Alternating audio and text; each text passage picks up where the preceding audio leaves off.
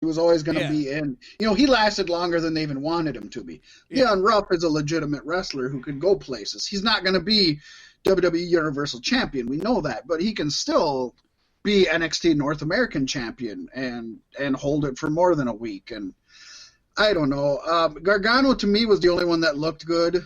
And they killed that at the end, needing help from 27 ghost face. And that was unnecessary, That was just stupid, The Boogeymans came out, and then the fact that it was Austin Theory, like, who gives a fuck that it was Austin Theory? Who's Austin Theory? I mean, I know who Austin Theory is. He's been around for a couple years in NXT, and he's done good, but he's. I'm not very well versed in him. Yeah, I guess I'm not following NXT, but it's like, I don't give a shit that it was Austin Theory, other than, you want to say the line, Paystee? I thought it was somebody's debut. Yeah, it was me, Austin. It was me all along, Austin. I almost feel like that's why they made it Austin Theory, is just so that he could say that line. Yeah. Because instead of being like it was me, to Austin, the bad joke. It was me, Austin. Yeah. It's like, I loved it. Don't get me wrong. I laughed, and I thought that was a great line, and I thought that was cool. So for 5-10 seconds, I was really into that. Right, yeah. But before he said that, and then 10 seconds after, the whole 20-minute match just for that 10-second little thing. And the thing is, this is going to be Retribution all over again, or Dark Order all over again, or any of those all over again, where we're never going to see the other 26 Ghostface unmasked. Right. You know what I mean? Yeah. They probably won't exist after that, yeah. And I don't want them to, don't get me wrong, but it was pointless to have them then. Right. Yeah, I really didn't care it definitely, it doesn't feel like Takeover or NXT writing, you know what I mean? It feels like something that would be on a main card, like main WWE. Like Raw, yeah. And don't get me wrong, this was a better match than the strap match. I gave this a B-. It was a better match. There were moments, and there were good wrestling moves and things like that, but I just didn't see where it moved the needle on anybody, really. And if you're going to have a match at a pay-per-view, and yes, these takeovers are, I don't know what you want to call them anymore, just special events, I don't know. But there should always be some reason to have it there. Yeah. When there's only 5 matches on this card. Well, the reason was it gave me a point, Fat Mack, and that's why I'm happy. Yeah, up to, we're moving into the main event here, and we are tied 2-2. This was really nail-biting. Yes, indeed. It was kind of impressive. And it was a shot in the dark for me to pick Gargano. Like I said last week, I only picked it because I decided I wanted to say Gargle Anus on the show. Right? Right. He was the last one I expected to win that. I thought it was either going to be Leon Ruff keeping it, which I still think would have been the right move because, it was a joke of a title run, or Damian Priest, dominating and taking it back. Yeah. So I didn't expect Gargano to win it back. The first ever 3-time North American champion. At some point, you just got to say shut up on the first evers.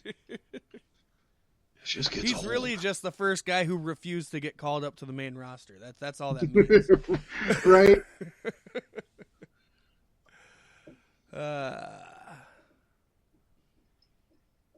Bring us on. Well, that brings us. Action. That does, yeah. That brings us to the men's Wargames match, which topped off the show. Came in at an overwhelming 45 minutes, almost even. But man, it did not feel like 45 minutes. It flew by. There was so many points where it's like, oh, it could end now. But then I was so happy that it didn't. Yeah, it flew by, and of course, not letting it even start until everybody's in. Oh, we didn't mention that before we get into this. I just want to bring this one thing up, and now it's cool, and then we'll move on. The fact that they and I forget the new gal that screwed up Io Shirai and wouldn't let her in or whatever. But the fact that they kept Io Shirai out and locked the doors, and they're like, now we have the advantage. Well, then they went to make a pin, and the ref wouldn't count it because you have to have all people in. All people have to have entered for the match to actually start. And Io Shirai hadn't entered yet. And I thought that was really clever also. Like, the heels were like, oh, here's something we can do to help us out and give us an advantage. But then it's actually a disadvantage. It doesn't work. So that was cool. Moving on to that, we got Undisputed Era reclaiming their War Games title Adam Cole, Kyle O'Reilly, Roderick Strong, and Bobby Fish just demolished Team McAfee, and I don't mean that literally because it was a back and forther and a nail biter. I never knew who was going to win what, but Team McAfee, of course. So smart to have him start off with O'Reilly and Pete Dunne, because that's the matchup I wanted to see going into this. Well, we had Pete Dunne, Paystee, we had Danny Burch, we had Oney Lorcan, and of course Pat McAfee, who paid all of these individuals to be in a match that they're getting paid to be in. Didn't understand that one. But did he pay them less or more than what Triple H paid him? I'll pay you money to be in the main event of a match that you're getting paid to be in already. What do you think? I didn't understand it, but that's okay. This is pro wrestling. Don't try to add logic to an illogical situation. This was just pure, unadulterated fucking awesomeness. Paystee, what are your thoughts, buddy? It was, like I said, a ride. Just wild fucking ride. You know, I don't know if it was the women's match or what, but I started... The lead-in started being a little bit grating, was waiting for the match to actually begin. And like I said, this match to start out with Kyle O'Reilly and Pete Dunne was a fucking genius move on their part, because that's wonderful. Those two are amazing together. And I don't know, this was badass. Team McAfee had the advantage the whole time, which is the way it should be when you're building up this heel side versus the now face Undisputed Era, which just works so well. I don't know. What do you want to say? This match went on. It was like 3 matches in one is what it felt like, because there were so many points where it was going to end, and then it just kept going.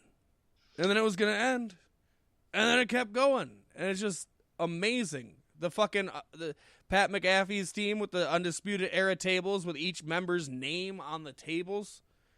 Like, you're going through these. They didn't even, one person went through their own table? Yeah, I was going to say, I really did love that, but... They could have went a little bit further with it. Yeah, if nothing else, the person who's... like, let's say Adam Cole, for instance.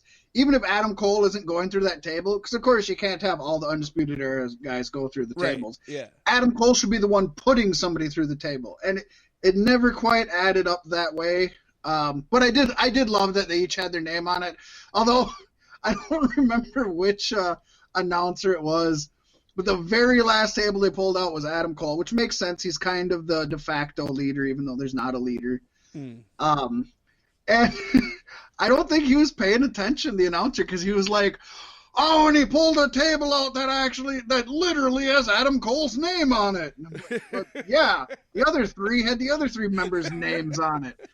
Is this really surprising? It would have surprised me if it had nobody's name on it. That would have been more crazy. What if it had Pat McAfee's name on it? That would have been a shocker. That would have been a great twist where he pulls that out and then Undertaker puts him through it or something. But yeah, this match was everything it needed to be. Dunne and O'Reilly through the whole show kind of stole the show. They kept getting some of the biggest spots, and that's so impressive, being as they were in there for 45 minutes. Yeah, and you can't take away anything from Burch or Lorcan, too, who acted as the muscle throughout this match. And they were the ones who turned the tide many, many times in this match. Yeah, they to me, they kind of fell in the background, but I think... I didn't think it took away from it. They were kind of just, when they needed a power move, they needed it. They were the auxiliary. Pat McAfee and Pete Dunne were the stars, and they were, Yeah, McAfee was the face that was only going to do 3 things, but he wanted them to look good. Pete Dunne was the guy who was going to, he's your Shawn Michaels, if you want to say it, the guy that can be in there the whole time and is going to constantly make everybody look good. The story, of course, was McAfee defying the odds and proving that he belonged. And to me, he did that in his first match, but I'm glad he's still trying. Yeah, he lost, but he still he looks pretty good. Again, they were smart. They limited him to about 3-4 things. He did a shooting star press off the top, though, didn't he? Yeah, he did a swanton off the top, which was cool. And again, for a football player, I think it's super impressive. the fact that we seen Io Shirai do a dive off the top in a garbage can at the beginning made me feel like, it's just a swanton. It's just that's an obligatory spot you're going to have to expect in every Wargames match, is somebody's going to climb to the top. Yeah, but I don't want to do that. I don't like heights. I know, was it Adam Cole? I think it was Adam Cole in the first one or whatever. He said he was scared of heights, and he was literally inchworming across the top of it because he was terrified of heights. It was him and Ciampa. Yeah, so it's super impressive. I'm not taking anything away from it. For this football player to come in here and do a swanton off the top of a fucking cage and then still continue, that was good. This was proof positive, though. I think we only need one Wargames match per show. I'm not even done with my review of this, but I'm gonna say I gave this one an A+, and I gave the women's an A+. But goddamn, both of them. Either of them would have felt bigger if they didn't have the other one there. If you were able to fuse the two matches together into one amazing match, it could have been the Or best. even just have the exact same match, but then just not the other one to compare and contrast, you know? Otherwise, what else? There was one pretty, again, scary spot where McAfee went to... Did McAfee get thrown off the turnbuckle or something? Like... He got pushed by one of them into a table, and it was like he almost missed the table. I think luckily he's a big football player, and his shoulders hit, so it still broke. But I was like, if he would have been 5 inches shorter, it would have just been his head slapping into that table. Yeah, that was almost a bad spot. I did remember. Yeah, scary, probably unnecessary, you know. So, but still excellent, physical. Just crazy. It deserved a main event spot, and even though O'Reilly and Dunn, I think, were definitely the main event, the MVPs of this one. Yeah, I still have to give McAfee so much props for what he did. He didn't look bad. He didn't look as good as everybody else in there, and I wouldn't expect him to. No, he looks good. He looks good. I believe he is a true professional wrestler now. And I will gladly watch his matches going forward. Hopefully next you feed him to somebody like Ciampa, really put him through the paces a little bit. Not taking anything away from Undisputed Era, but I think I would, going forward, I would keep him out of the main event spots and not even in any title matches and just let him get the green off of him. Yeah. Because he looks, he I'm saying he looks around good. Like, my God, I'm in a wrestling ring. This is so cool. Yeah, he looks good as a football player in a wrestling ring. Yeah. If we were to put any other wrestler in there who came from the indies and did it, I would say, yeah, he didn't deserve to be in this spot. So I hope they do kind of let him, because I honestly believe he wants to do this. This is what he wants to do, and I think he's going to go far. We've seen how many millions of football players have come in and dominated? I'd say 50% of the pro wrestling world started as football players. Mm-hmm. You got Dwayne Johnson, Ron Simmons, Goldberg, and pretty much just almost anybody who's ever been in pro wrestling started as a football player. Because that's kind of the thing. And then I don't remember if it was after this match or if it was a clip I saw from NXT this week, but Kyle O'Reilly was cutting a promo about the match and how him and Dunn went to war and they got respect between each other. And goddamn, I want to see O'Reilly and Pete Dunne in a tag team together. Yeah, I believe that was from NXT this week. So you're right, yeah. I did see that also, but that would be a badass team. Unless. Yeah, I agree with you. It would be. I love Undisputed Era as it is.